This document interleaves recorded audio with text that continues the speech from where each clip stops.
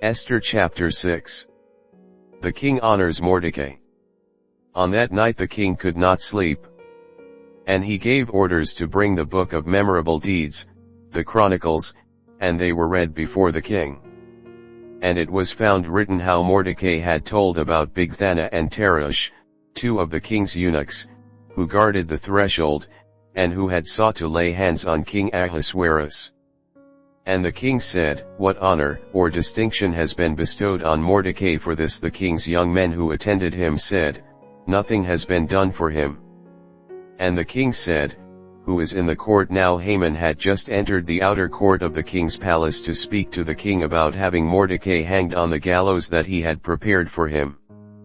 And the king's young men told him, "Haman is there, standing in the court." And the king said, "Let him come in."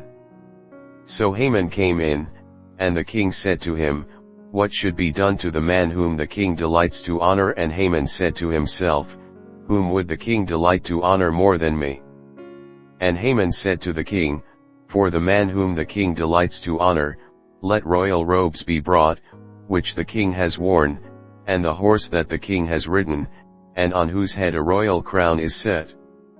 And let the robes and the horse be handed over to one of the king's most noble officials.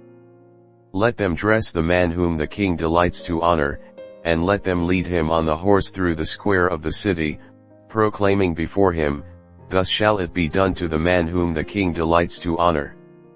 Then the king said to Haman, "Hurry, take the robes and the horse, as you have said, and do so to Mordecai the Jew, who sits at the king's gate. Leave out nothing that you have mentioned." So Haman took the robes and the horse, and he dressed Mordecai and led him through the square of the city, proclaiming before him, "Thus shall it be done to the man whom the king delights to honor." Then Mordecai returned to the king's gate. But Haman hurried to his house, mourning and with his head covered. And Haman told his wife Zeresh and all his friends everything that had happened to him.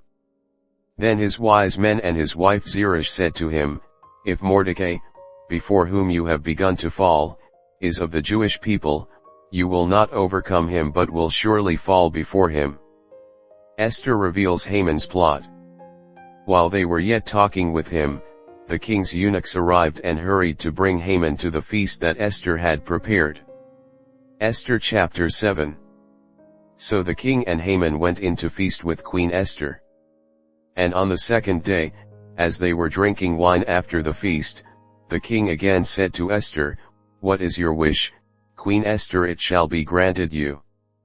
And what is your request even to the half of my kingdom, it shall be fulfilled." Then Queen Esther answered, "If I have found favor in your sight, O king, and if it please the king, let my life be granted me for my wish, and my people for my request. For we have been sold, I and my people, to be destroyed, to be killed, and to be annihilated. If we had been sold merely as slaves, men and women, I would have been silent, for our affliction is not to be compared with the loss to the king." Then King Ahasuerus said to Queen Esther, "Who is he, and where is he, who has dared to do this?" And Esther said, "A foe and enemy. This wicked Haman." Then Haman was terrified before the king and the queen. "Haman is hanged." And the king arose in his wrath from the wine drinking and went into the palace garden, but Haman stayed to beg for his life from Queen Esther, for he saw that harm was determined against him by the king. And the king returned from the palace garden to the place where they were drinking wine, as Haman was falling on the couch where Esther was. And the king said, "Will he even assault the queen in my presence, in my own house?" As the word left the mouth of the king, they covered Haman's face. 9 Then Harbonah, one of the eunuchs in attendance on the king, said, "Moreover, the gallows that Haman has prepared for Mordecai, whose word saved the king, is standing at Haman's house, 50 cubits high." And the king said, "Hang him on that." So they hanged Haman on the gallows that he had prepared for Mordecai. Then the wrath of the king abated. Esther chapter 8. Esther saves the Jews. On that day King Ahasuerus gave to Queen Esther the house of Haman, the enemy of the Jews. And Mordecai came before the king, for Esther had told what he was to her. And the king took off his signet ring, which he had taken from Haman, and gave it to Mordecai. And Esther set Mordecai over the house of Haman. Then Esther spoke again to the king. She fell at his feet and wept and pleaded with him to avert the evil plan of Haman the Agagite and the plot that he had devised against the Jews. When the king held out the golden scepter to Esther, Esther rose and stood before the king. And she said, "If it please the king, and if I have found favor in his sight, and if the thing seems right before the king, and I am pleasing in his eyes, let an order be written to revoke the letters devised by Haman the Agagite, the son of Hammedatha, which he wrote to destroy the Jews who are in all the provinces of the king. For how can I bear to see the calamity that is coming to my people, or how can I bear to see the destruction of my kindred?" Then King Ahasuerus said to Queen Esther and to Mordecai the Jew, "Behold, I have given Esther the house of Haman, and they have hanged him on the gallows, because he intended to lay hands on the Jews. But you may write as you please with regard to the Jews, in the name of the king, and seal it with the king's ring, for an edict written in the name of the king and sealed with the king's ring cannot be revoked." The king's scribes were summoned at that time, in the 3rd month, which is the month of Sivan, on the 23rd day. And an edict was written, according to all that Mordecai commanded concerning the Jews, to the satraps and the governors and the officials of the provinces from India to Ethiopia, provinces, to each province in its own script and to each people in its own language, and also to the Jews in their script and their language. And he wrote in the name of King Ahasuerus and sealed it with the king's signet ring. Then he sent the letters by mounted couriers riding on swift horses that were used in the king's service, bred from the royal stud, saying that the king allowed the Jews who were in every city to gather and defend their lives, to destroy, to kill, and to annihilate any armed force of any people or province that might attack them, children and women included, and to plunder their goods, on one day throughout all the provinces of King Ahasuerus, on the 13th day of the 12th month, which is the month of Adar. A copy of what was written was to be issued as a decree in every province, being publicly displayed to all peoples, and the Jews were to be ready on that day to take vengeance on their enemies. So the couriers, mounted on their swift horses that were used in the king's service, rode out hurriedly, urged by the king's command. And the decree was issued in Susa the citadel. Then Mordecai went out from the presence of the king in royal robes of blue and white, with a great golden crown and a robe of fine linen and purple, and the city of Susa shouted and rejoiced.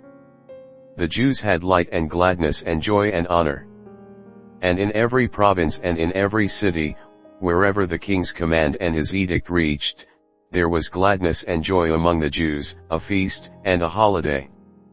And many from the peoples of the country declared themselves Jews, for fear of the Jews had fallen on them. Esther chapter 9. The Jews destroy their enemies. Now in the 12th month, which is the month of Adar, on the 13th day of the same, when the king's command and edict were about to be carried out, on the very day when the enemies of the Jews hoped to gain the mastery over them, the reverse occurred. The Jews gained mastery over those who hated them. The Jews gathered in their cities throughout all the provinces of King Ahasuerus to lay hands on those who sought their harm. And no one could stand against them, for the fear of them had fallen on all peoples. All the officials of the provinces and the satraps and the governors and the royal agents also helped the Jews, for the fear of Mordecai had fallen on them. For Mordecai was great in the king's house, and his fame spread throughout all the provinces, for the man Mordecai grew more and more powerful. The Jews struck all their enemies with the sword, killing and destroying them, and did as they pleased to those who hated them. In Susa the citadel itself the Jews killed and destroyed 500 men, and also killed Parshandatha and Dalphon and Aspada. and Poratha and Adaliah and Aridatha, and Parmashta and Arisai and Aridai and Veizatha, the 10 sons of Haman the son of Hamdatha, the enemy of the Jews, but they laid no hand on the plunder. That very day the number of those killed in Susa the citadel was reported to the king. And the king said to Queen Esther, in Susa the citadel the Jews have killed and destroyed 500 men and also the 10 sons of Haman. What then have they done in the rest of the king's provinces? Now what is your wish, it shall be granted you. And what further is your request, it shall be fulfilled. And Esther said, if it please the king, let the Jews who are in Susa be allowed tomorrow also to do according to this day's edict. And let the 10 sons of Haman be hanged on the gallows. So the king commanded this to be done. A decree was issued in Susa, and the 10 sons of Haman were hanged. The Jews who were in Susa gathered also on the 14th day of the month of Adar, and they killed 300 men in Susa, but they laid no hands on the plunder. Now the rest of the Jews who were in the king's provinces also gathered to defend their lives, and got relief from their enemies and killed 75,000 of those who hated them, but they laid no hands on the plunder. This was on the 13th day of the month of Adar, and on the 14th day they rested and made that a day of feasting and gladness. But the Jews who were in Susa gathered on the 13th day and on the 14th, and rested on the 15th day, making that a day of feasting and gladness. Therefore the Jews of the villages, who live in the rural towns, hold the 14th day of the month of Adar as a day for gladness and feasting, as a holiday, and as a day on which they send gifts of food to one another. The feast of Purim inaugurated. And Mordecai recorded these things and sent letters to all the Jews who were in all the provinces of King Ahasuerus, both near and far, obliging them to keep the 14th day of the month Adar and also the 15th day of the same, year by year, as the days on which the Jews got relief from their enemies, and as the month that had been turned for them from sorrow into gladness and from mourning into a holiday, that they should make them days of feasting and gladness, days for sending gifts of food to one another and gifts to the poor. So the Jews accepted what they had started to do, and what Mordecai had written to them. For Haman the Agagite, the son of Hamdatha, the enemy of all the Jews, had plotted against the Jews to destroy them, and had cast that is, cast lots, to crush and to destroy them. But when it came before the king, he gave orders in writing that his evil plan that he had devised against the Jews should return on his own head, and that he and his sons should be hanged on the gallows. Therefore they called these days Purim, after the term Pur. Therefore, because of all that was written in this letter, and of what they had faced in this matter, and of what had happened to them, the Jews firmly obligated themselves and their offspring and all who joined them, that without fail they would keep these 2 days according to what was written and at the time appointed every year, that these days should be remembered and kept throughout every generation, in every clan, province, and city, and that these days of Purim should never fall into disuse among the Jews, nor should the commemoration of these days cease among their descendants. Then Queen Esther, the daughter of Abihail, and Mordecai the Jew gave full written authority, confirming this second letter about Purim. Letters were sent to all the Jews, to the 127 provinces of the kingdom of Ahasuerus, in words of peace and truth, that these days of Purim should be observed at their appointed seasons, as Mordecai the Jew and Queen Esther obligated them, and as they had obligated themselves and their offspring, with regard to their fasts and their lamenting. The command of Queen Esther confirmed these practices of Purim, and it was recorded in writing. Esther chapter 10. The greatness of Mordecai. King Ahasuerus imposed tax on the land and on the coastlands of the sea. And all the acts of his power and might, and the full account of the high honor of Mordecai, to which the king advanced him, are they not written in the book of the Chronicles of the kings of Media and Persia? For Mordecai the Jew was second in rank to King Ahasuerus, and he was great among the Jews and popular with the multitude of his brothers, for he sought the welfare of his people and spoke peace to all his people.